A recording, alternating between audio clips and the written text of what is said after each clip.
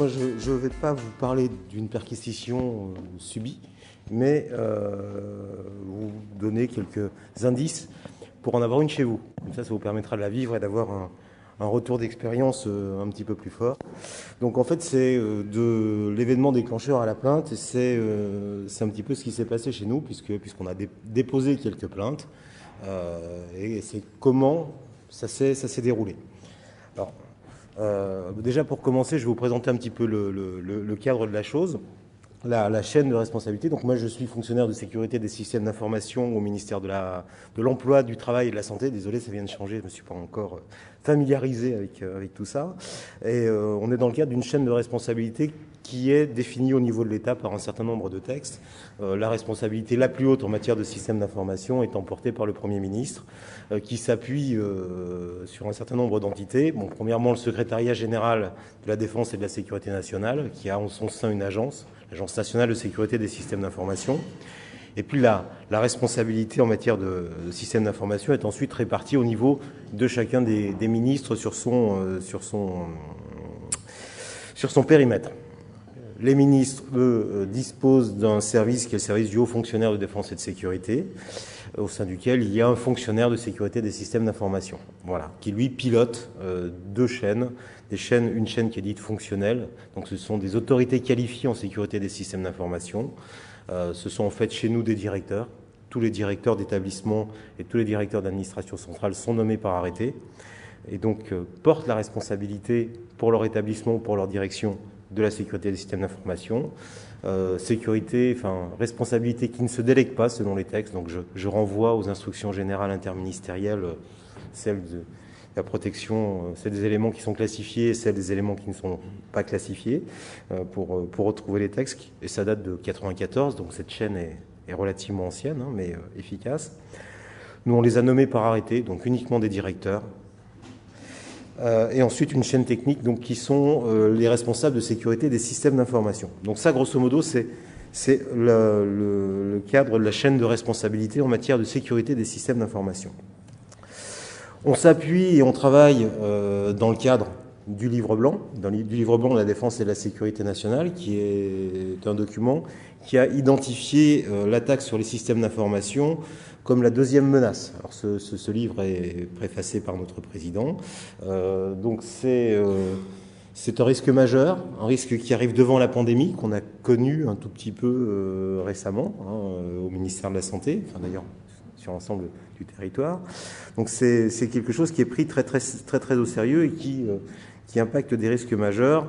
Bon, pour évidemment la politique ministérielle, la protection des données à caractère personnel, et puis bien évidemment la continuité de l'activité gouvernementale. Alors tout ça, ça s'inscrit dans un environnement que je qualifie personnellement de peu mature en matière d'utilisateurs, aussi bien d'utilisateurs, d'industriels que de décideurs. La sécurité des systèmes d'information, on ne va pas dire que c'est la priorité du moment de l'ensemble des acteurs. Lorsqu'on a un incident, quels sont les interlocuteurs auxquels on a affaire? Bon, premièrement, l'ANSSI. L'ANSSI, pourquoi? Parce que l'ANSSI surveille certains de nos sites. Des sites internet sont placés sous sa surveillance, donc il arrive qu'il détecte des attaques et des malveillances commises.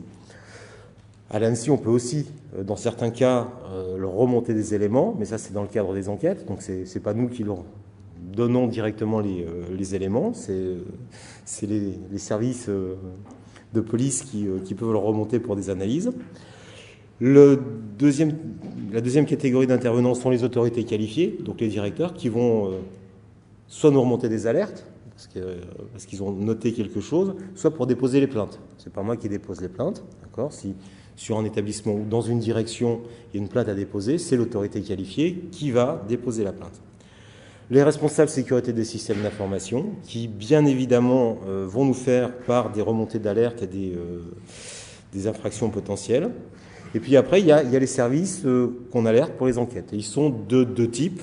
Alors, soit la DCRI, soit l'OCL-CETIC. Alors, ils se répartissent, je crois, d'après un gentleman agreement, un petit peu les affaires. Celle qui intéresse plus la sécurité de l'État, c'est la DCRI, et puis les autres, ce sont plus l'OCL-CETIC. Donc ça, c'est grosso modo le cadre national, enfin le cadre global. Donc l'exemple qui nous est arrivé et ce qui s'est produit, c'est qu'un jour, enfin ça c'est arrivé quelques fois, j'ai deux exemples pour vous montrer ce qui s'est passé. Un administrateur va surveiller son site web et s'aperçoit qu'il y a un nombre très important de connexions sur un site web interne, avec des données sensibles, financières notamment, et des volumes de téléchargement un petit peu, enfin très importants. Ce qui attire légèrement son attention, donc il en réfère évidemment à son chef de service. Le chef de service s'aperçoit que la personne qui télécharge, puisqu'il y avait un login, un mot de passe, enfin, s'aperçoit que c'est une personne qui doit partir dans quelques jours. Donc s'interroge naturellement sur le bien fondé de ces téléchargements subis, sachant qu'il avait des consultations épisodiques de ces documents. C'était de l'ordre de 2 à 3 par jour. Là, on était sur des volumétries de quelques dizaines, voire centaines de mégas, quasiment sur une semaine. Donc on se pose naturellement des questions. Donc il nous alerte. Enfin, premièrement, il demande à la personne pourquoi est-ce que tu télécharges, pourquoi est-ce que tu consultes tout ça, et la personne lui avoue naturellement, en présence de témoins, bah, c'est tout simplement parce que je m'en vais et que ça peut me servir. Sur des données sensibles, ça relève de la naïveté la plus totale, mais bon, on va quand même pas s'en priver. Et donc là, le chef de service et la directrice de la direction nous prévient en disant bon voilà, qu'est-ce qu'on peut faire, parce que bien évidemment, nous souhaitons porter plainte. Donc c'est une alerte de premier niveau. On prend immédiatement contact avec les services. Donc là on a appelé dans un premier temps l'OCLCT qui nous dit non, ça relève plutôt de la DCRI, compte tenu des éléments qu'on leur a donnés. Et ça peut se comprendre. On était quand même plus dans ce cadre-là.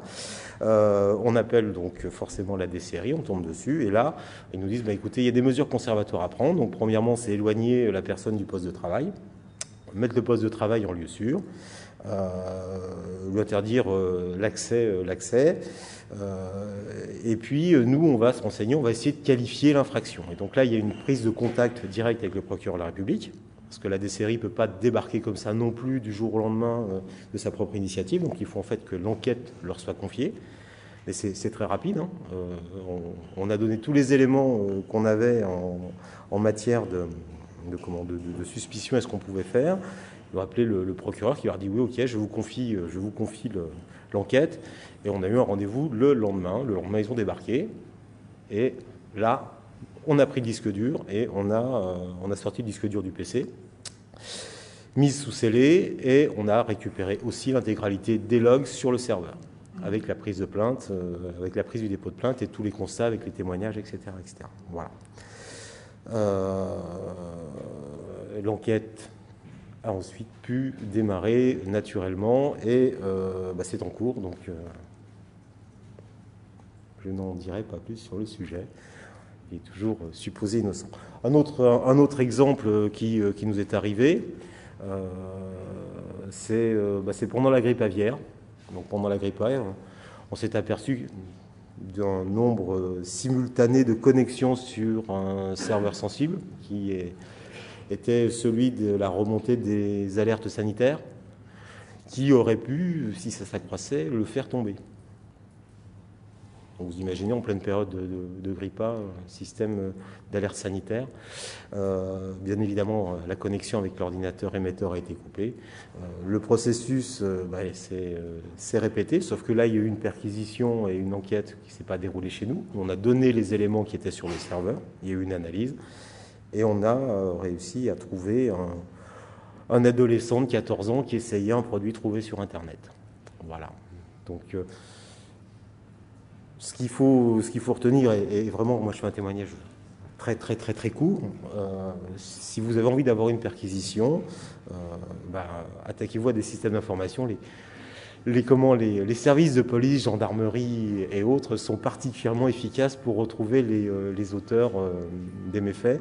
Et il ne faut surtout pas hésiter à déposer plainte sur le sujet.